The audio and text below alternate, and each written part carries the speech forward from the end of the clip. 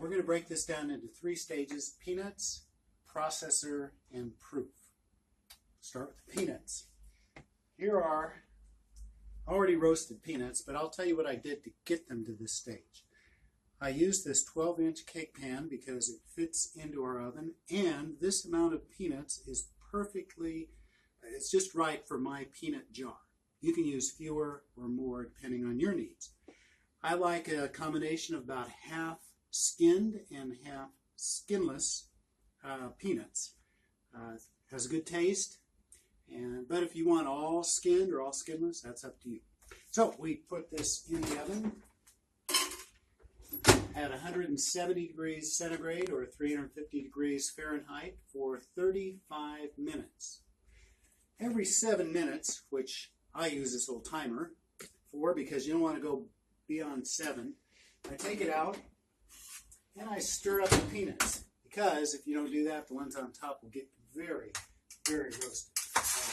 Just a matter of moving them around until the dark ones go to the bottom and new ones come to the top.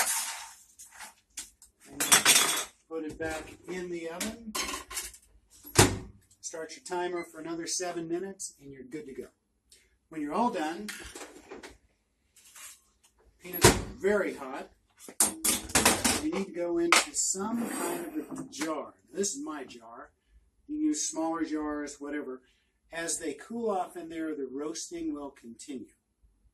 One other thing I neglected to mention is before I roast them, I usually sprinkle this bunch of peanuts with salt. It's a little bit of a placebo because the salt just goes to the bottom. It doesn't stick to them because I'm not putting any oil on them. But if you want to put a little salt on them, that's good too. Okay, we're going to stop for now and then come back for the processor. All right, now it's time for processor. We have a very lowly Electrolux food processor. It's probably 10 years, 11 years old. You can use a Ninja one. Some people we know do, but this works just fine. We're going to put in a cup of these roasted peanuts. After I put a cup in, I'll put a 1/4 teaspoon of salt and another cup of peanuts and another 1/4 teaspoon of salt. Stage 1 of the process is just to chop these puppies up as much as you can without the motor burning up. So take that.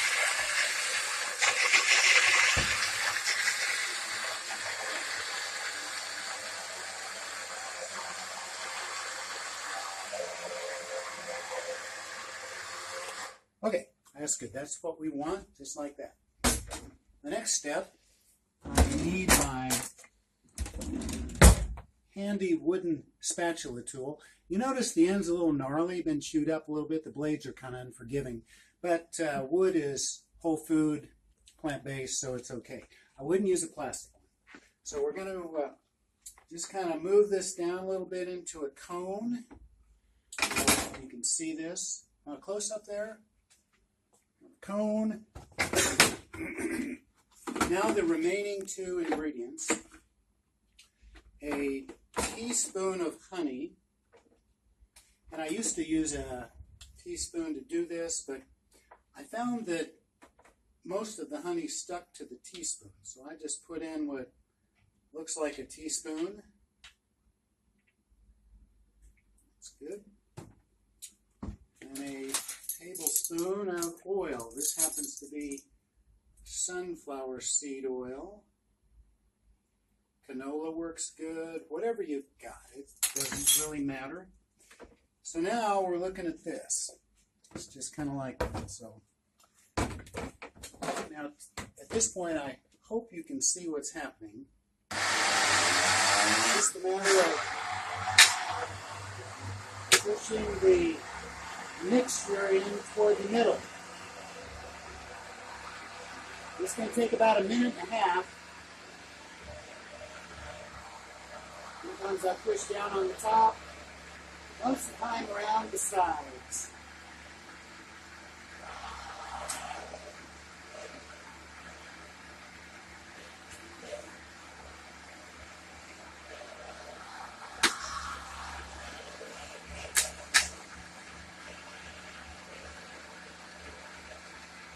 Occasionally I'll do it without hitting the blades, but tonight is not one of those nights.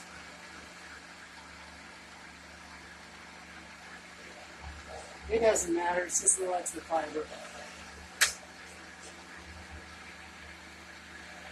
Alright, so I don't know if you can see this, let me get a little closer. It's starting to get a little liquefied. I will keep doing this until we've got some fluidity.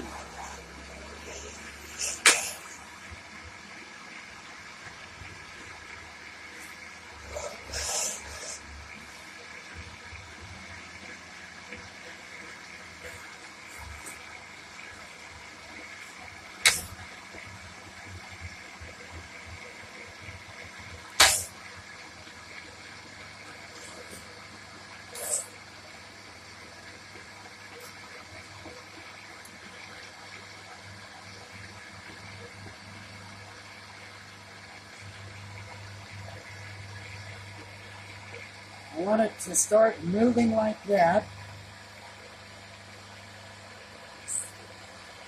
Once you get to that point, you determine how much longer you go. But I think that's pretty good. We're going to stop.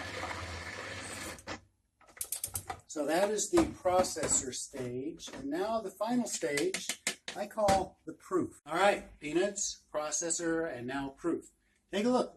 Looks pretty good, huh? Well, if the proof of the pudding is in the eating, the proof of the peanut butter is definitely in the eating. So you want to make sure you give this to your spouse before you let anyone else try it. Now I'm going to show you what happens when you do that. We're going to switch the camera around. All right, Debbie, go for it. So good. That is the common response. There's a book we have really appreciated called Love and Respect, and it talks about the fact that a man's greatest need is for respect and a woman's greatest need is for love. And I found that the proof meets both of those needs. If you as a guy make the peanut butter for the family and let your wife have the first taste, she feels loved. If you are the wife and you make the peanut butter for the family and you let the husband have the first little bit of that warm, delicious peanut butter, he feels respected. Either way, the needs are met.